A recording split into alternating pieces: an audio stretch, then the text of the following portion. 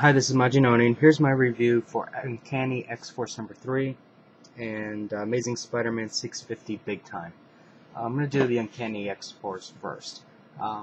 This is a shining example of what Marvel could do with an X title if they only chose to do it right. You know, putting forth a lot of effort, putting forth good storytelling, good art. This actually is really a strong title. This is probably one of the strongest X titles, I think, that's going on right now. And it's a shame the other core titles just can't get a little bit of the goodness from this book, rubbed off on them. I think the art is fantastic. I think the horsemen are really unique. They're very well thought out, and it's not like what you would normally expect. You're normally thinking based off all the other comics, from the X Factor and X Force and all those other books.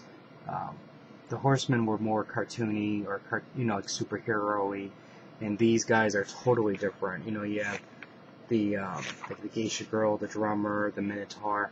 It's just, they're all really unique.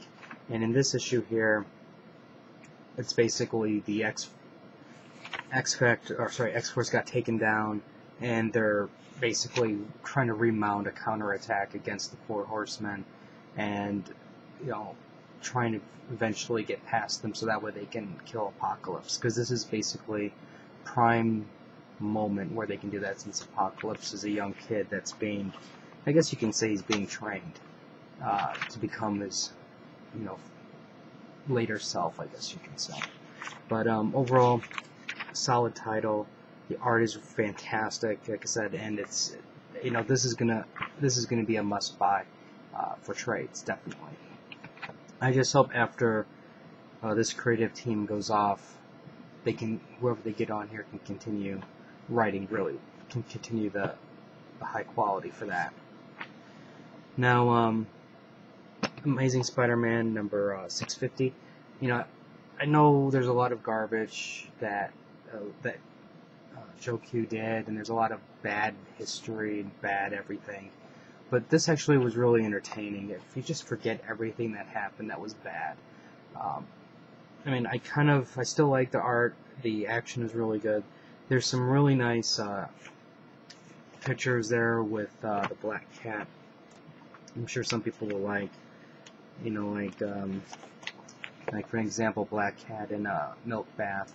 And I really like how they're bringing Black Cat back into the comic. I think the Black Cat really works well with Spider-Man, and for me, that dynamic between the two characters was missed, definitely.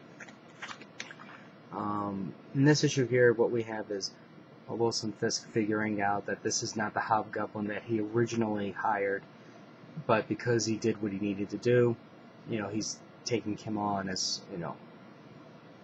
taking him on as, I guess you could say, an employee.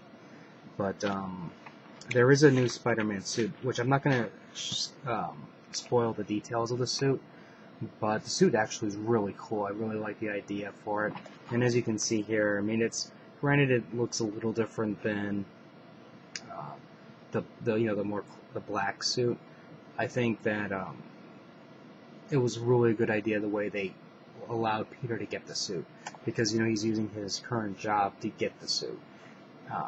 Now, of course, there's I'm sure a ton of people out there that are going to scream bloody murder because how dare you get rid of the red and blue? But this thing's only going to be here for a short period of time, because he's only getting this suit to basically fight Hobgoblin. So that's the other thing I was kind of glad about it. I didn't see Time magazine with a headline saying, or CNN, Spider-Man's got a new suit, it's big time, blah blah blah. It's a little bit more low key, and clearly you're going to see some action figures based off of this, but we'll see how the rest of the story turns out. And at the very end, there's a little thing on the Spider Slayer story, and that kind of caught my interest too. So overall, these two books definitely solid.